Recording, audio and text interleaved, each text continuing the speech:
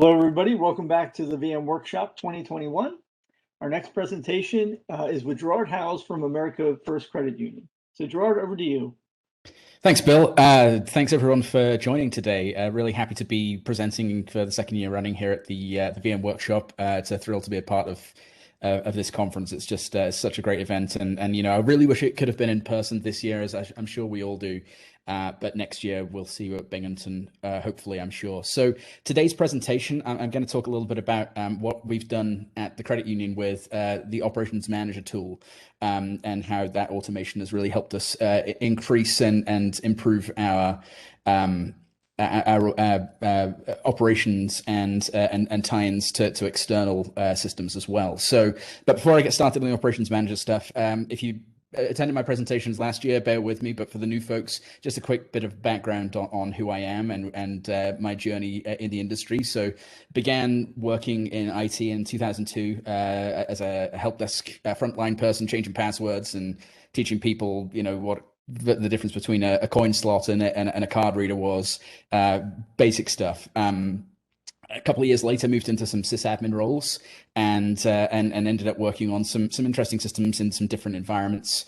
Was kind of glad to get out of that a few years later. The last role that I had was in a factory, and there was an overwhelming smell of what seemed to be like a mixture between dirty socks and salt and vinegar chips that pervaded the entire building because of some of the cooling that they used. But anyway, in 2007, I took a little bit of a left turn and moved into computer forensics for a few years. Really interesting field to be in. Not something that I wanted to stay in for a long time, because some of the stuff you're exposed to definitely erodes your faith in humanity. But one of the things that I really thank this job for is really helping develop my analytical skills and also understanding some of the more low-level stuff because of some of the things you have to do in that role. So after I moved to the States in 2013, I ended up working at America First Credit Union as a Linux systems admin on the mainframe. I know Z-Linux is a term that everyone uses, and apparently we're not supposed to, according to IBM standards, but nonetheless, that was what I was hired as, and I worked on Linux, and it quickly fell in love with the mainframe. It became something that was just, you know, I realized I'd found my place. And so although I was very happy that all my previous distributed systems experience and the technical base that it had given me, I kind of started feeling a bit like this about distributed systems.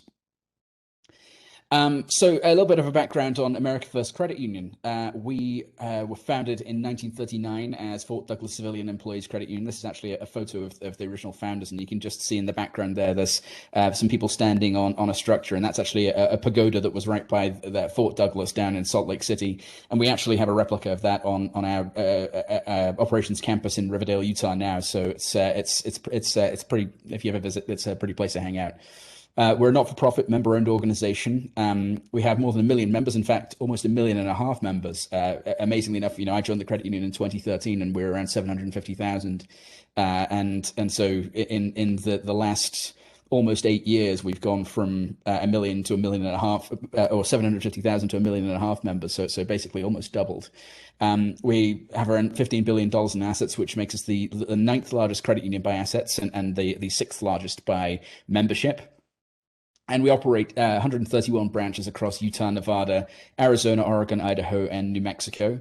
Credit unions are a little bit different to banks. For those of you who don't know, we have a defined field of membership that basically our regulator says you get to operate in these areas and nowhere else. And so that's expanded. When I started in 2013, we were just in Utah and Nevada. So we've added 4 additional states and through mergers and moves into those environments. So we are a growing organization.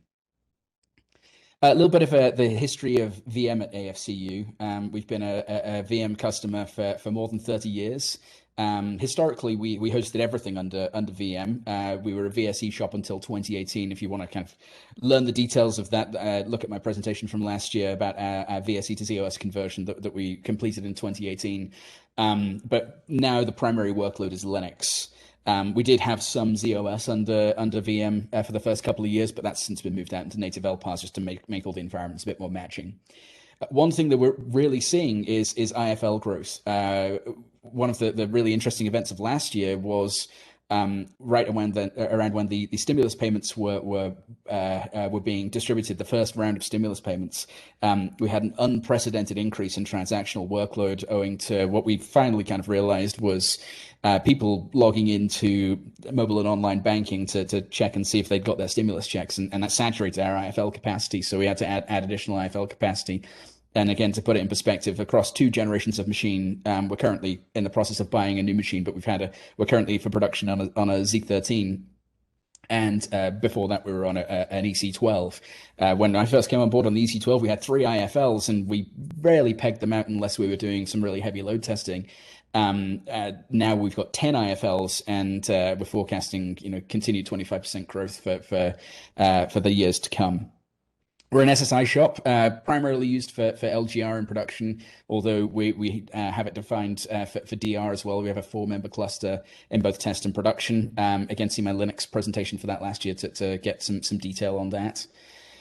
In 2013 was when I came on board, and one of the things that really started happening at that point was historically a lot of the systems programming efforts had been undertaken by external contractors. We work very closely with former IBMer and current business partner employee Sam Cohen, and he did a lot of our systems programming functions. And when I showed up as a Linux guy with an insatiable knowledge for the mainframe and started showing interest in VM, we really started to insource a lot of that knowledge, and we've been very successful in that, which has led to things like improvements in tooling. We implemented REXX a few years ago. The tiny Alan Alt mark on my shoulder is saying you should have always had REXX, but nonetheless, we've got REXX now. And then what we're going to talk about today, operations manager.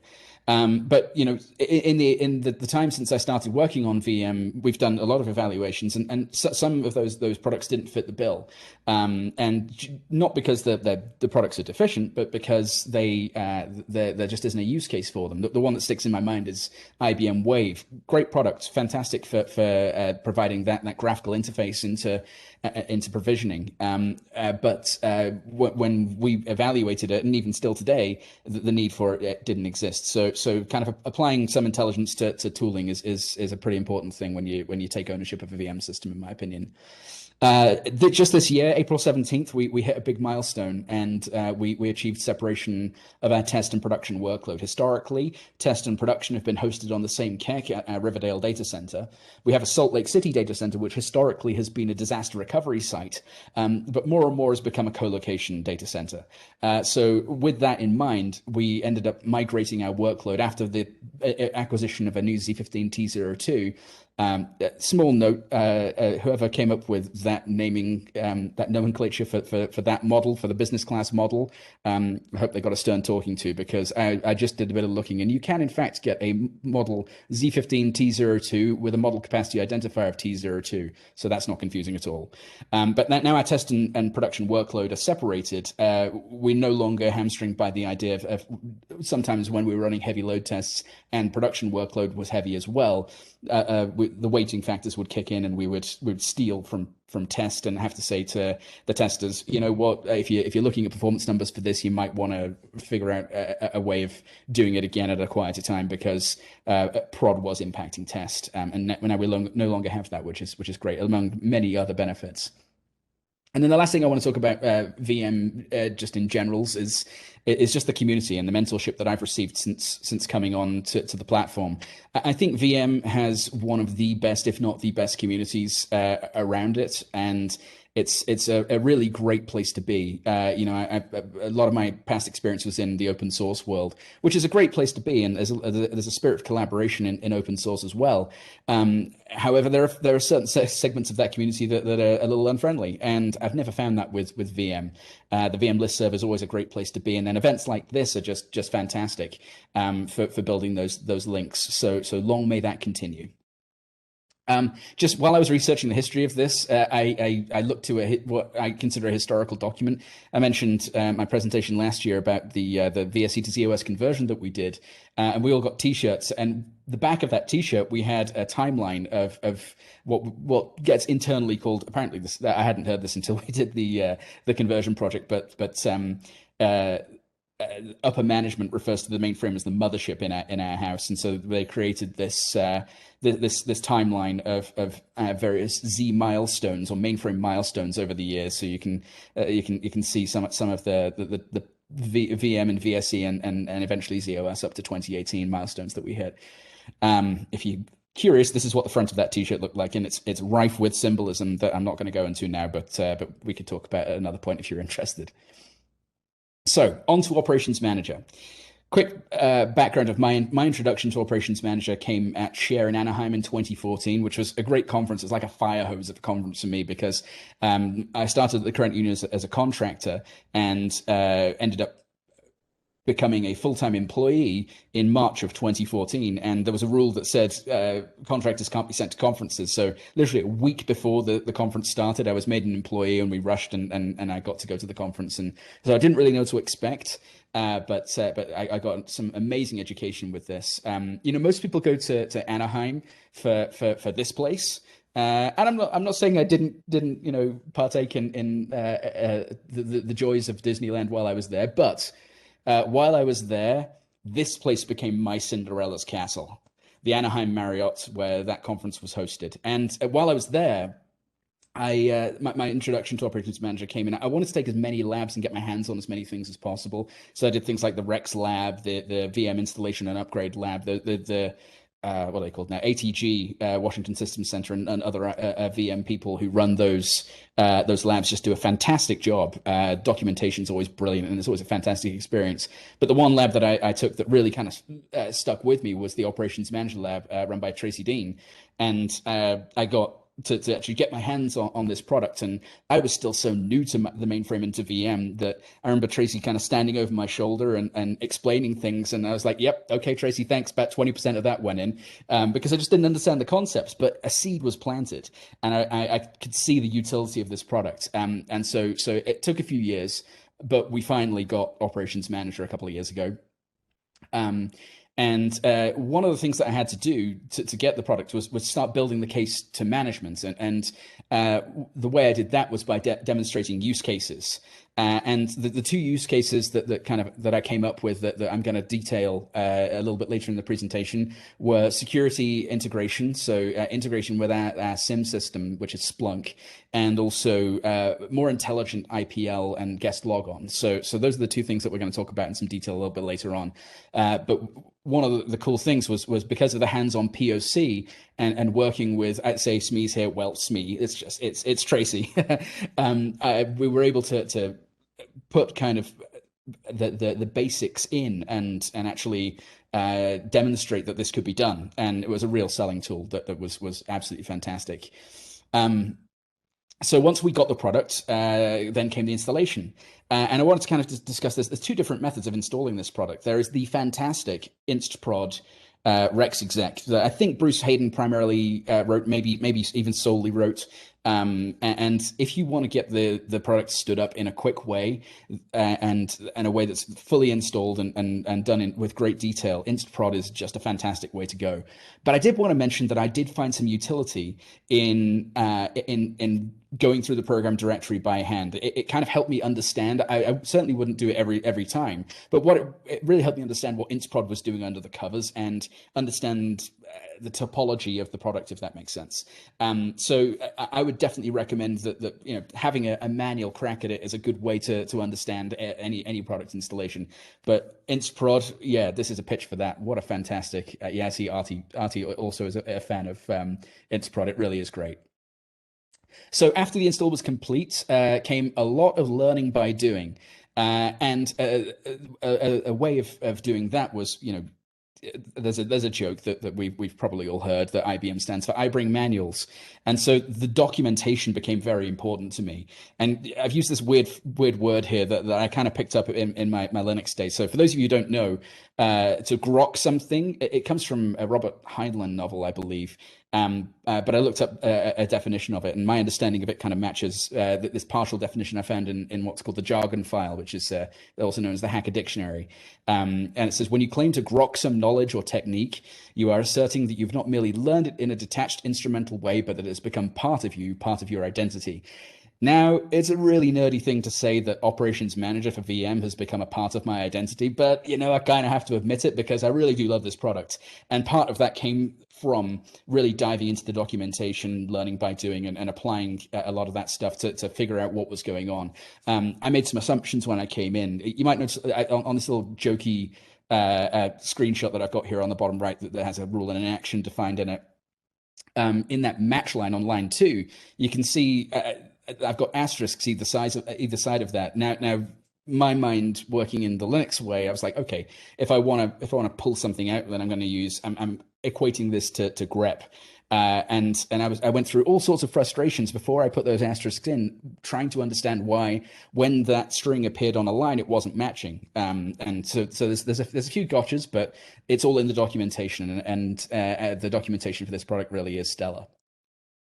So let's discuss some out-of-the-box benefits. Post-installation, some of the stuff that's shipped with the product that's included as samples, or just inherent in the product itself.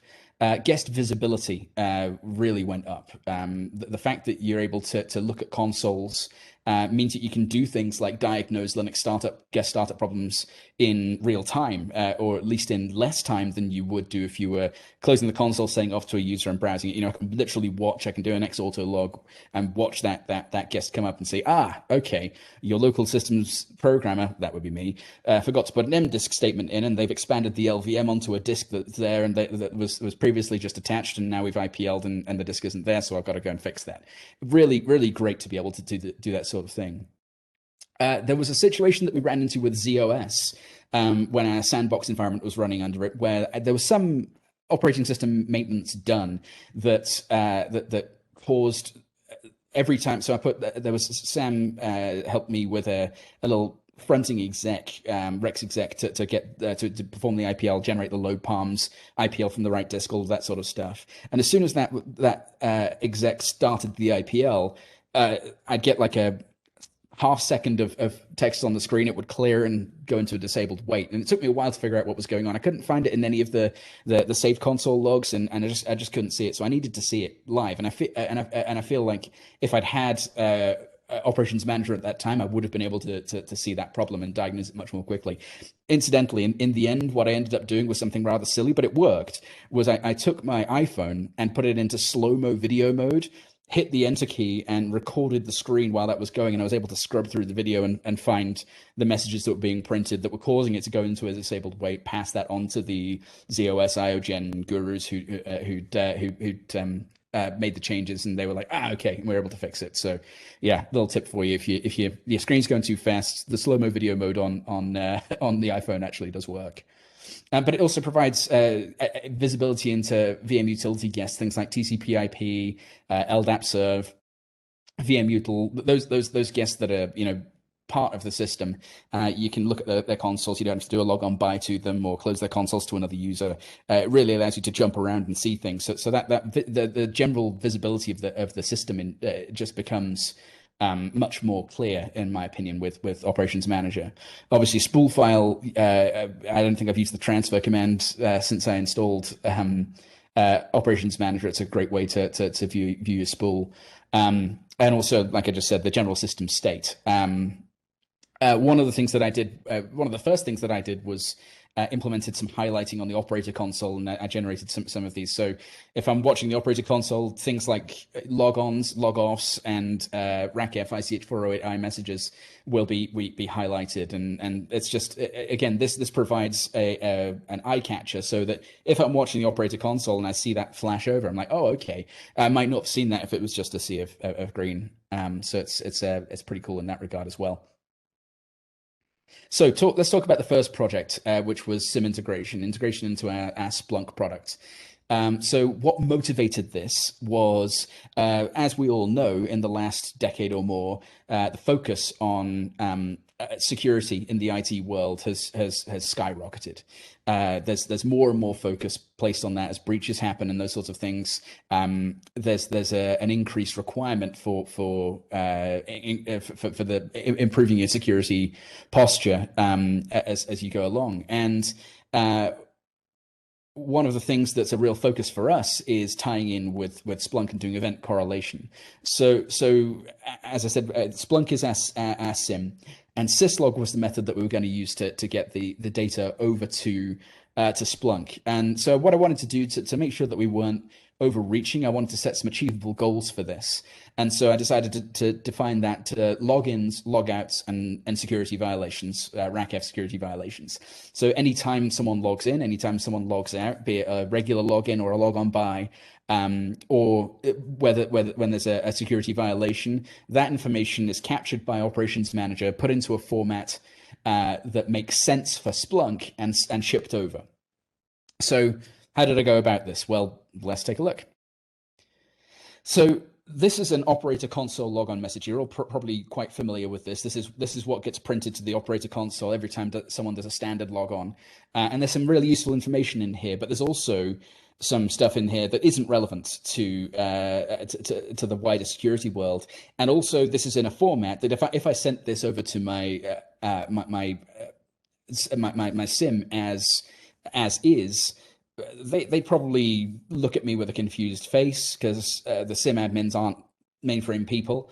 And this is also in a format that's not really super ingestible or usable right out of the box with Splunk. Now they could, on their side, do some massaging of the data. I could work with them and say, hey, what I want is I want where it says logon, and I want to, I want this, I want the user, and I want the IP address. And so those are the pieces of data that I wanted to grab out of it. But that takes understanding on their side, and it was easier for me to do it in REXX. So here's what I wanted to get here's what I wanted to get so that I could send to them. Splunk and most SIEMs really rely heavily on key value pairs. So the key on the left of the equal sign and the value on the right. And so what I wanted to do was transform that operator console logon message into this format before I sent it. So let's use some REXX. I'm just going to dive into some of the REXX here and describe what I'm doing. So the first thing we do is we pull in a few different arguments into the REXX exec, including the message in EBCDIC format, the rule name that's being executed from the operations manager side, and then this IPCS name, which is part of the syslog setup, and I'm not going to cover that today. Then the next thing I do is count the number of words in the message text. Basically, what this does is this is a space-separated count of each of these words in the operator console logon message, and so put that word number, that count into a variable, so that the next thing we can do is generate a stem variable and actually populate that stem variable with every word that's in that message that's got sent over by Operations Manager after it's matched in a rule. And then each of those, so what this does is it iterates through the word num, it iterates through and to the max of the value of the word num variable, and then populates each of these stem segments in with one of these words. And that means that we can now use REXX to really start printing that out. And so the next line is actually a select statement that this is encompassed in, but we build a variable that is based on these positional words. So if we match up the numbers here, so we've got a literal string of action equals, that's our key, and then a variable being pulled in from that stem array of message.4. So the fourth word that's in there is logon. So that will say that the action that's being performed as a logon. Username, again, if we count two further along, is G Howells, which is my user, and then the IP address, which is the 11th word in that stem, is the IP address. So we've now got our message in a format that we've in a variable, and that we just need to do a couple more things to it before we actually send it over to Splunk. So the last couple of bits of REXX for this is obviously we're in an EBCDIC world. The rest of the world works in ASCII or UTF-8 more modern. But luckily, the CMS Pipelines has a built-in translation stage. So this was actually based on this entire REXX exec that I put this into was based on one that was shipped with the product, or at least that Tracy gave me as a sample, that does EBCDIC to ASCII translation.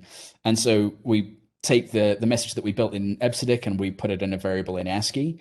And then finally, we use an operations manager function to send it over to Splunk. Again, this is that IPCS name that I was talking about. So contained in that is the details of the connection, the UDP connection to the syslog server.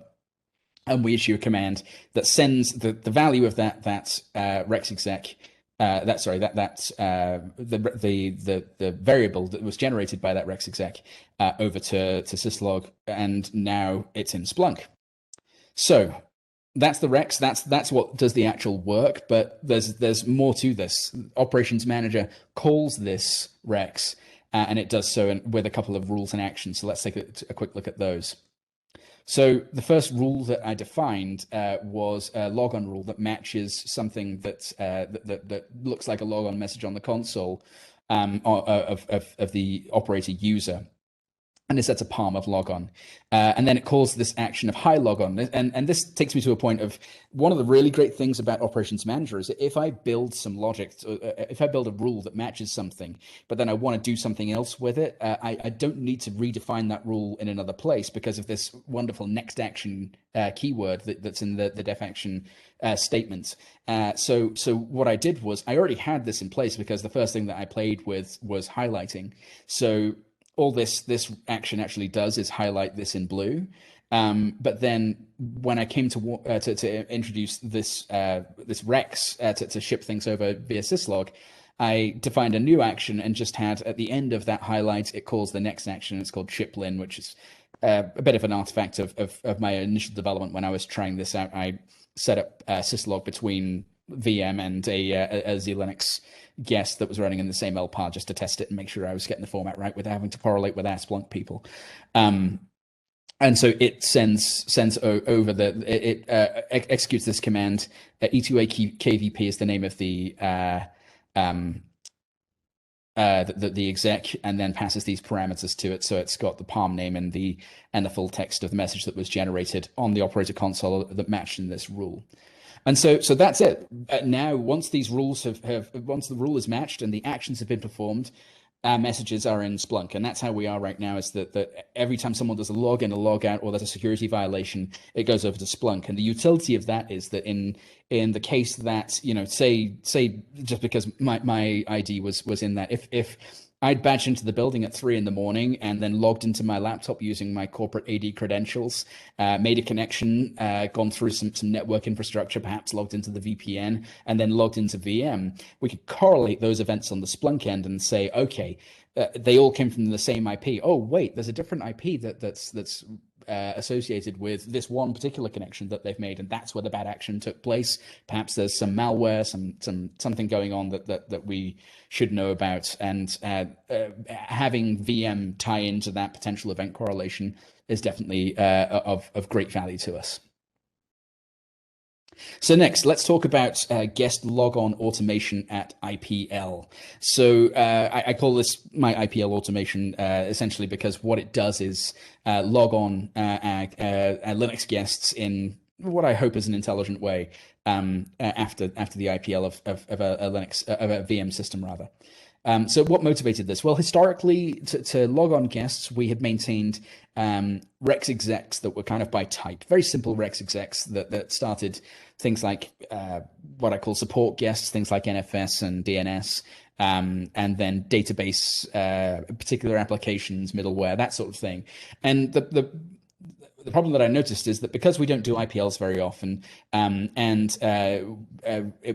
these execs were generally tested during disaster recovery tests, what was happening was that those execs were getting stale, and we were having to maintain them. And sometimes, you'd add a guest and you'd forget to put it into that particular exec, and DR would come around, or daylight savings time maintenance would come around, and you'd miss a guest, and the Linux admins would be like, I don't think this is up, I can't SSH to it, and you're like, oh yeah, hastx autolog.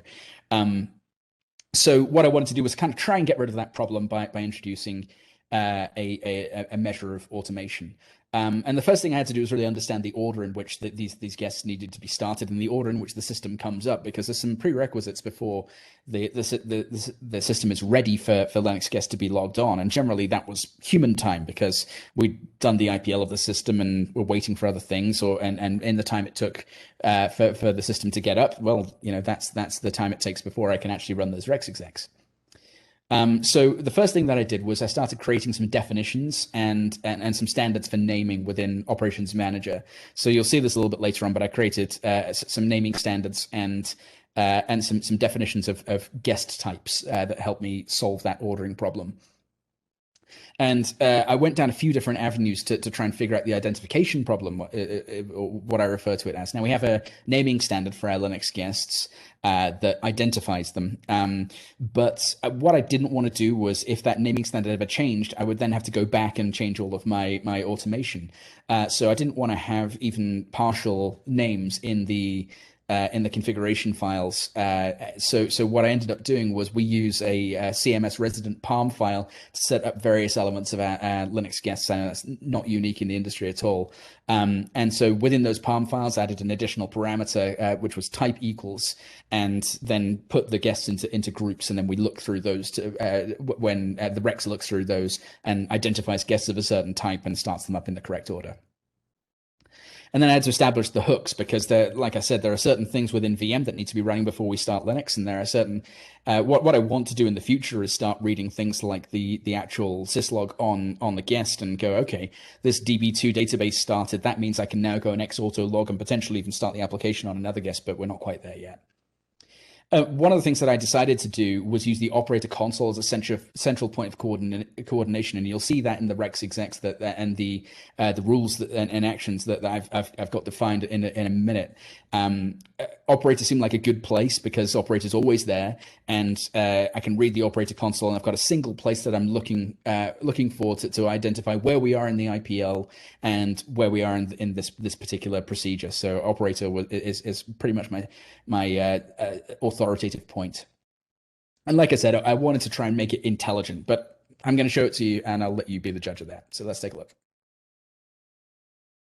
So the first thing that I had to do was essentially, and this was as the development of this procedure went on, was I wrote a bunch of execs. There's about 500 lines of REXX here, just a little bit less, which isn't a ton in the grand scheme of things, but REXX is your friend when it comes to operations manager, and having this facility to call REXX execs to do certain things is just fantastic. And then I wrote a ton of rules and actions. There's a specific rules config, a specific IPL config file for Operations Manager that's separate from what I call normal mode or general operating configuration that's used. And you'll see what this looks like as we move forward and I start diving into it. So the IPL config file, establishing this order that I was talking about and starting to define things. So the order that I established was this, and these symbols have some meaning that I'll show you in a second. But we start with support guests, and then database guests need to be up before the database reliant application guests are up. But in parallel, we start any non-database reliant application guests that don't fall into the middleware category. But when these two groups are done, the DB guests and the non-DB app guests, that's when middleware guests start, and that's when DB app guests start. And by DB reliant guests, what I mean is anything that relies on a database that is hosted on Linux on Z. We have a fairly substantial Oracle farm that's hosted on Power Systems, so that's why the middleware guests can start up in parallel with those DB application guests. So here's some definitions. This is actually pulled directly from my IPL config file. These are the actual comments that are in there to remind me of the standards as I go long times between changing this. And so yeah, these are the definitions of the various different types of guests. And then, like I said, I came up with these the homebrewed logic operators that tell me whether something's sequential or can flow concurrently. And then at the bottom here, you see some definitions for rule and action naming standards. So every rule starts with an R, every action starts with an A, and then we use a 3-digit, 3-character section name identifier in the rule or action name itself. And you'll see that in practical examples as I continue to take you through this. So the first thing we need to do before we start working with Operations Manager is we need to put some stuff into Autolog 1 or Autolog 2 if you're using REXX. And it's fairly straightforward. We just start Operations Manager with a parameter of command IPL. And what that tells it to do is you're going to use a config file that's on your config disk that's called IPL. And then we wait 5 seconds for Operations Manager to start up. That's generally enough time. It's a very fast and efficient product. And then we send a message to the operator console saying starting IPL. And what that does is this is the start of that coordination through the operator console that I was talking about. What that does is it matches a rule that really kicks things off. And so I divided, as I said, the configuration into sections that correlate roughly to the guest types that are being started, and use that 3-letter identification for each of those sections in my rules and actions. So if I see a rule name, I can characters 2, 3, and 4 are always going to be the name of the section that resides in. One of the aims that I had was to make the IPL config file flow from top to bottom, so that everything at the top is the first stuff that gets done, and everything at the bottom is the end. The reason I did that was just kind of for human factors reasons, and I mostly achieved that. But I do have some common functions defined that are called by multiple different sections, and so that's the only place where things get referred to in a non-linear fashion. But the sections that I came up with was we have a default section, which is pretty much pulled from the sample Operations Manager config file, and it establishes the Operations Manager environment. And then what I call my common rules section, callable by anything for a shared function, and you'll see a practical example of that in a minute. Then the environmental section, which basically does some VM checking to make sure that we are in a good position to start up our Linux guests. And then we start, as I mentioned with the previous order, support guests, DBs, middleware, and then there's a final guest that does some cleaning up. And the reason that those 3 sections, support, DBs, and middle, don't match up one for one with the types I've got is because of that parallelism that I described, where we start things that don't have a linear relationship with one another, a dependent relationship in parallel. So let's take a look at some rules and actions. So this rule is called RNF Check, and what this does is it matches at the end of the environment section. There is a message written to the operator console that says stage end complete, and it matches that and then calls an action called a common Linux I. And this is one of those common functions that I was talking about, where I've got a function that calls this Linux IPL exec and passes a parm in. The parm it's going to pass in here is sup, because after the environment section finishes, we're moving to the support section, which is identified by this SUP 3-letter character identifier. And so what the action does is calls this Linux IPL exec with the parm sup, and that is parsed in and then dealt with in a select statement within the REXX to make sure that we do the right thing. And so let's take a little bit of look at some of the highlights of this Linux IPL exec. First thing we do is access the Linux mates 191 disk. That's where we store all of those parameter files that I mentioned before, and then we do a list F through that and grab all of the parm files and put it in a stem variable called guests. Then we iterate through that guests stem variable after initializing another variable called types. And we pull out everything that the type parm from each of those parm files that have been found that are populated in that stem variable, and take characters 6 to end on each of those hits in, because we don't want the type equals key in this variable. So we strip that out and just take the actual type itself, which starts at character 6 and goes for as long as it needs to. And so now we have the types populated in a stem variable. We want to clean up. We detach our system. This is a handy little tip that I picked up somewhere. If you want to do something that is a command that doesn't have something like this, you see the VM link command up here has a quiet parm, and there might be a better way of doing this, but this is just kind of how I've gotten used to doing it. But if you want, if there's a command that you're issuing that doesn't have a quiet parameter, and you don't want to it to print out its normal message, put it through pipes and pass it to the drop. After doing a locate on some of the text that would be printed, pass it to this drop stage, and it will execute silently for you. Next, we want to determine which Linux environment we're working with. So this is that select, as I said, the parameters passed in. So we in the select statement, we look for sub, and then we call a subroutine to do the actual work called start sub. And that's what we're going to look at next. So this startup subroutine iterates through the guests stem and it locates support and builds another. There's probably a better way of doing this, but I couldn't figure out a way to build another stem variable. I don't know why I struggled with that, but for now it just builds a little file that that contains a list of everything that is a support type guest, and then reads that file into a stem variable. So now we've got a stem variable that's got our guest lists in, and we can iterate through that stem variable and do the X auto logs with a 2-second sleep in between, just so that we're not overloading our system. And once it's gotten through that entire list, it sends a message. Like I said, we use operator as a central point of coordination, and sends a message to operator and says all the support guests are logged on, and breaks out of the Linux IPL exec.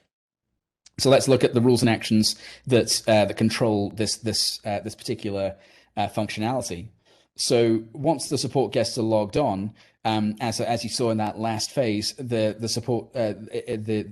operator console receives a message that says support guests are logged on, and that matches this rule again, r sup done, and calls an action in the common section called STGD, which stands for stage done. So each of these stages are report back in, and then it calls a small exec that helps us move on to the next section of the IPL, and then does some highlighting as well. So we call this stage done exec with this parameter defined in this rule, again sup, and this is the stage done exec. Very simple. We just pass that single argument in, and then again, rather than having to do this for every single environment, we've got a common place where we can send a parameter over and just issue an operator console message, which again matches another rule that starts the next phase, which happens to be ADB's start.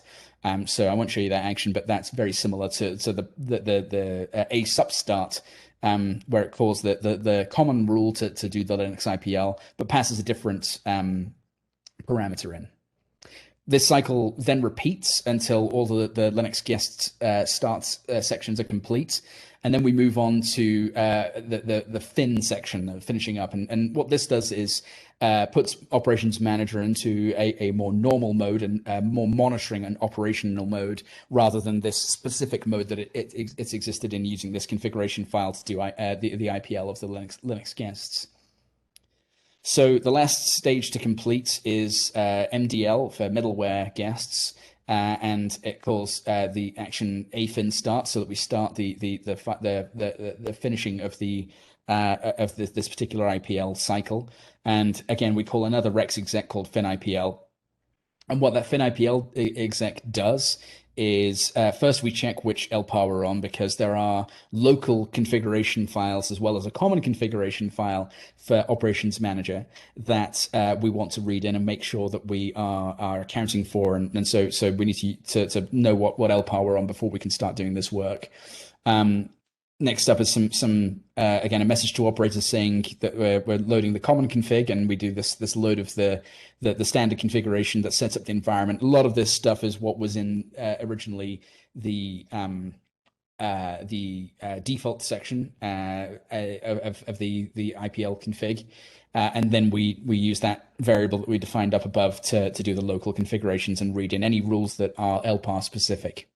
And then we send a message to operator saying the IPL is complete, and we're done, because this clear all statement that you see here, what that does, let me highlight that real quick. This clear all statement on this line takes the IPL config out, so that we're reinitializing Operations Manager, and we're not keeping any of those rules around that we used for IPL, because they're no longer needed. And so once that's done, our IPL is complete and we get our fancy logon screen. And there's at least 2 references to 70s and 80s sci-fi movies on this logon screen that I designed. So if you figure them out, then let me know in the chat. But that's all I have for now.